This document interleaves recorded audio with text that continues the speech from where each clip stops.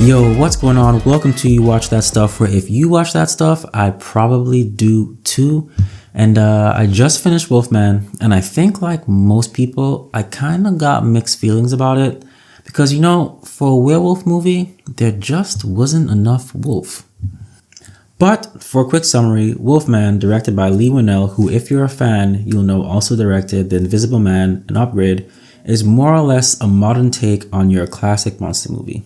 The film follows Blake, played by Christopher Abbott, who, I'm going to pause and say, carries this movie on his back. I'm talking like Atlas with the world on his shoulders carrying. He just does a phenomenal job in this film. But basically, he and his wife Charlotte, played by Julia Gardner, and their daughter Ginger, played by Matilda Firth, have a little family friction going on. Things aren't too happy at home. So they go up to Blake's father's cabin in the middle of nowhere, somewhere in Oregon, with the intent to reconnect and mend the family. But when they get there, they're attacked by this creature, Blake is scratched, and then, werewolf movie ensues. And while for me, there's a lot of failure and disappointment with this movie, I still appreciate the fact that Leigh Whannell stepped into unknown territory with certain aspects of the film and did approach the movie in a unique way. Although I was not a fan of everything that was done, it was still an interesting and somewhat refreshing take on your classic werewolf movie, and I just really want to recognize and acknowledge that. I, for example, think there are some scenes where the movie really shines visually.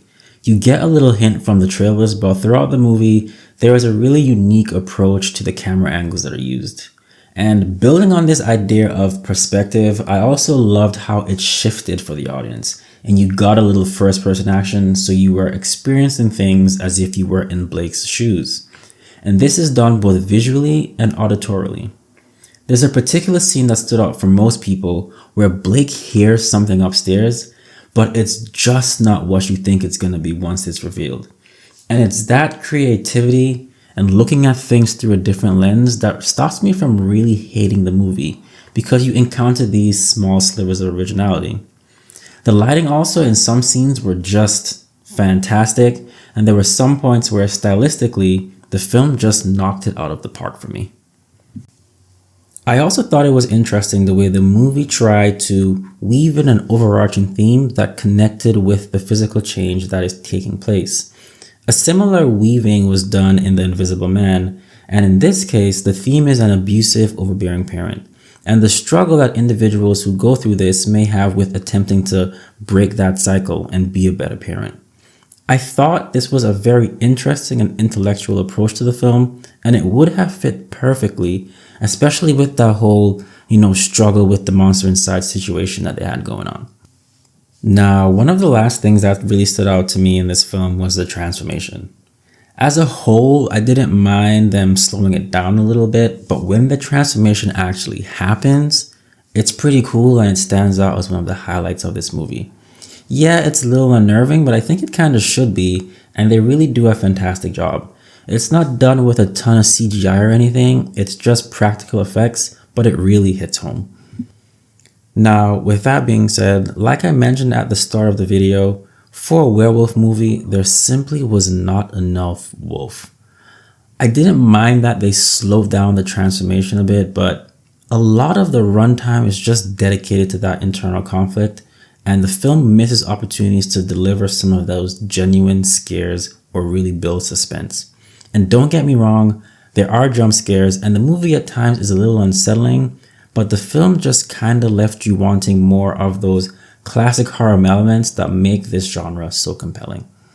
So as the movie progresses, you think, okay, at its core, this movie just isn't what I was expecting. So you go, okay, let's try and focus on what's supposed to be the deeper meaning. We're looking at a family that's going through trauma. It's a story of them attempting to heal, but even that kind of misses the mark. I'm all about the feels and being moved emotionally, but this just did not land in this movie. The scenes used to demonstrate this struggle that Blake is having really lack the depth necessary to form a true connection with the audience and deliver an impactful and satisfying narrative. Also, there just seemed to be a disconnect between the first half of the movie, where they try and introduce this theme, and the second half where it kind of vanishes. And it's really frustrating because the movie brings up this thoughtful idea and you can see and appreciate the vision, but it just gets blurry as the film progresses.